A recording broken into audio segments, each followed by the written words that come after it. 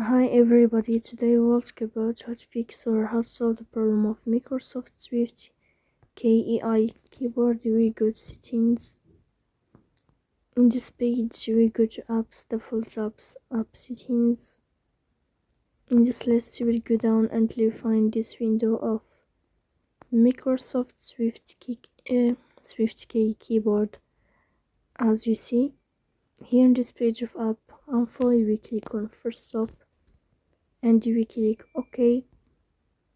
Then you will enter to storage. After that you will click on clear cache. In the end we go to Play Store. You will search about Microsoft SwiftKey